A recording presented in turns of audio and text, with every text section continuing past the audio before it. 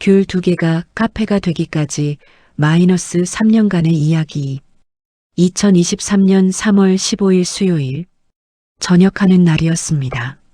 아침 6시에 눈을 떴습니다. 마지막으로 군복을 입었습니다. 마지막으로 군화끈을 묶었습니다. 생활관 창밖을 봤습니다. 3월 중순인데 날씨가 추웠습니다. 하늘은 회색이었습니다. 동기들이 하나둘 짐을 쌌습니다. 야, 나간다. 잘 가. 연락하자. 다들 부대 앞으로 나갔습니다. 저는 마지막으로 생활관을 한 바퀴 돌았습니다. 2년 동안 살았던 이 공간이 이제 낯설게 느껴졌습니다. 부대 정문을 나섰습니다. 다른 동기들은 부대 앞에 부모님이 기다리고 계셨습니다. 형제들이 와 있었습니다. 여자친구가 와 있었습니다. 꽃다발을 들고 있었습니다. 나는 혼자였습니다. 집이 부산이었습니다. 부대는 강원도였습니다. 기차로 5시간 거리였습니다. 부모님께 말씀드렸습니다. 너무 멀어요. 혼자 갈게요. 그래, 조심히 와. 괜찮다고 생각했습니다. 익숙했습니다. 혼자 하는 게. 부대 앞 37번 버스 정류장으로 걸어갔습니다. 정류장에 도착했을 때 다른 전역병 한 명이 서 있었습니다. 아는 사람은 아니었습니다. 잠시 후 그 전역병 가족이 차를 끌고 왔습니다. 아들아, 엄마, 차에 타서 떠났습니다. 나는 혼자 남았습니다. 버스 시간표를 봤습니다. 다음 버스까지 25분 남았습니다. 벤치에 앉았습니다. 군용 가방 하나가 전부였습니다. 3월 바람이 차가웠습니다. 군복 위에 입은 외투가 얇았습니다. 주머니에 손을 넣고 앉아 있었습니다. 그때 누군가 옆에 앉으셨습니다. 고개를 들었습니다. 할머니였습니다. 70대 중반쯤 되어 보이셨습니다. 베이지색 외투를 입고 계셨습니다. 손에 작은 청가방을 들고 계셨습니다. 할머니가 저를 보더니 물으셨습니다. 전역했어요? 네. 고생했어요. 할머니가 가방에서 귤 2개를 꺼내셨습니다. 이거 드세요. 괜찮습니다. 그냥 드세요. 할머니가 제 손에 귤을 쥐어주셨습니다. 가족 안 왔어요?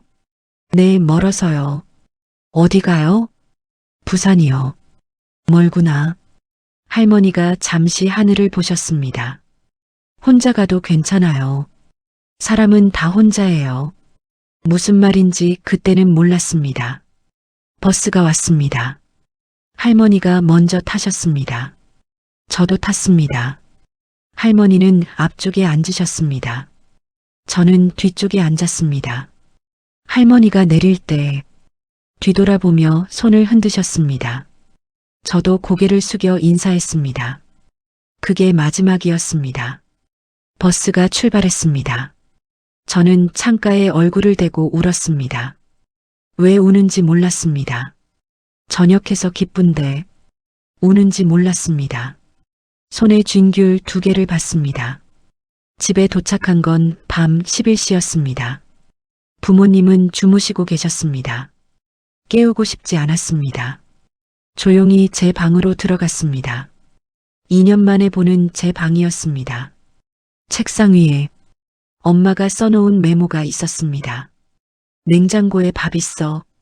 냉장고를 열었습니다. 반찬이 가득했습니다. 밥을 데워서 먹었습니다. 귤 1개를 까서 먹었습니다. 왜 그랬는지 모르겠는데 귤 1개는 냉장고에 넣어뒀습니다. 3일 뒤 그 귤을 까서 먹었습니다. 이상하게 그 귤이 3년 동안 저를 버티게 했습니다. 복학했습니다. 2023년 3월 27일 4학년 1학기였습니다. 학교 정문을 들어서는데 낯설었습니다. 2년 만에 보는 학교였습니다. 건물은 그대로인데 사람들이 다 달랐습니다. 동기들은 다 졸업했습니다. 같이 수업 듣던 친구들도 없었습니다. 혼자 수업을 들었습니다. 혼자 밥을 먹었습니다. 혼자 도서관에 갔습니다. 취업 준비를 시작했습니다. 자기소개서를 썼습니다. 면접을 봤습니다. 다 떨어졌습니다. 여름이 지나고 가을이 왔습니다. 돈이 필요했습니다. 아르바이트를 시작했습니다. 편의점 야간 알바였습니다. 새벽 2시부터 8시까지 학교 근처 편의점이었습니다. 첫 출근 날 새벽 1시 50분에 도착했습니다. 편의점 불빛만 환했습니다. 거리는 조용했습니다. 문을 열고 들어갔습니다. 전 알바생이 나갔습니다. 잘 부탁드려요. 네. 혼자 남았습니다.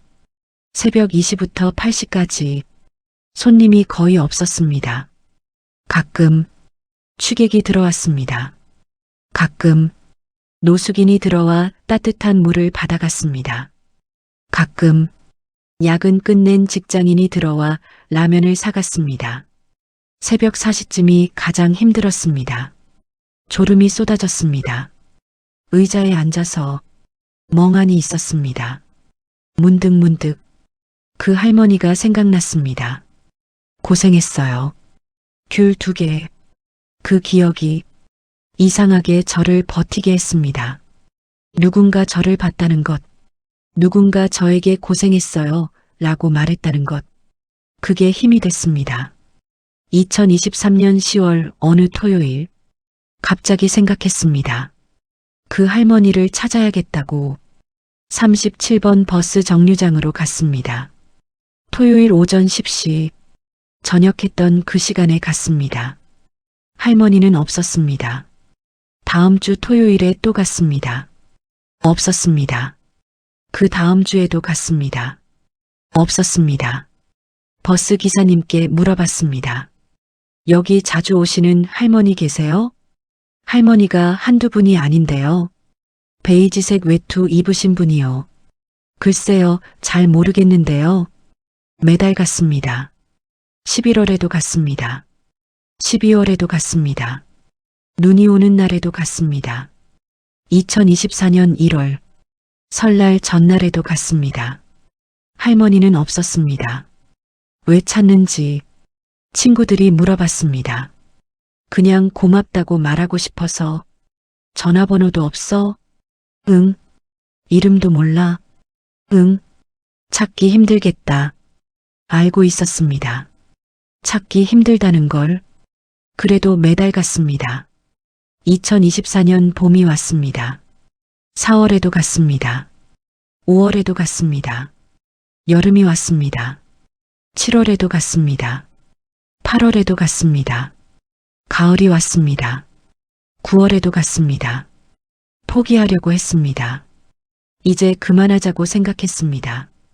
그런데 10월에 한 번만 더 가보자고 생각했습니다.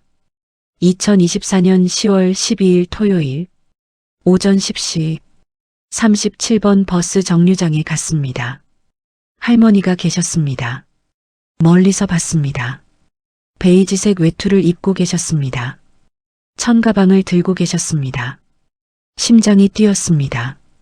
천천히 다가갔습니다. 할머니는 벤치에 앉아 계셨습니다. 할머니가 고개를 돌리셨습니다. 어머, 할머니가 저를 보셨습니다. 그때 그 청년, 할머니가 저를 기억하고 계셨습니다. 기억하세요? 기억하죠. 1년 반 동안 찾아왔습니다. 할머니 눈에 눈물이 고였습니다. 왜요? 고맙다고 말씀드리고 싶어서요. 할머니가 손수건을 꺼내 눈을 닦으셨습니다. 나도 그날 생각했어요. 네. 집에 돌아와서 밥 먹는데 그 청년이 괜찮을까 싶었어요. 혼자 가는데 힘들 것 같았어요. 이름도 모르는 사람, 다시 볼 수 없는 사람. 할머니도 그날 혼자 밥을 먹으며 저를 생각하셨다는 것. 그게 너무 감사했습니다. 할머니 어디 사세요? 여기서 멀지 않아요. 집에 가도 될까요? 그러세요. 할머니와 함께 걸었습니다. 골목 안쪽으로 들어갔습니다. 작은 한옥이 나왔습니다. 여기에요. 대문을 열고 들어갔습니다. 마당이 있었습니다. 마당에 귤나무가 있었습니다. 여기서 딴 귤이었어요. 할머니가 현관문을 여셨습니다. 들어오세요. 신발을 벗고 들어갔습니다. 작은 거실이었습니다. 오래된 소파가 있었습니다. 낮은 테이블이 있었습니다. 벽에 액자가 걸려 있었습니다. 할머니와 할아버지 사진이었습니다. 할아버지는요? 7년 전에 돌아가셨어요. 죄송합니다. 괜찮아요. 할머니가 주방으로 가셨습니다. 물 끓이는 소리가 났습니다. 잠시 후 할머니가 차를 가지고 나오셨습니다. 대추차예요. 감사합니다. 따뜻했습니다. 자주 혼자 계세요? 응, 아들이 미국에 있어요. 1년에 한 번 와요. 외롭지 않으세요? 외롭죠. 할머니가 차를 마시셨습니다. 근데 괜찮아요. 익숙해요. 혼자 사는 거요? 응. 할머니가 창밖을 보셨습니다. 마당에 귤나무가 보였습니다. 저 나무는요? 남편이 심은 거예요. 15년 됐어요. 귤이 많이 열려요? 응, 가을이면 주렁주렁. 혼자 다 못 먹어요. 그래서 나눠줘요. 할머니가 웃으셨습니다. 한참을 이야기했습니다. 해가 지기 시작했습니다. 이제 가볼게요. 벌써? 네, 다음에 또 올게요. 그래요. 현관에서 신발을 신는데 할머니가 귤 3개를 가져오셨습니다. 가져가요. 괜찮습니다. 그냥 가져가요. 집에 오는 길에 편의점에 들렀습니다. 쿠키를 샀습니다.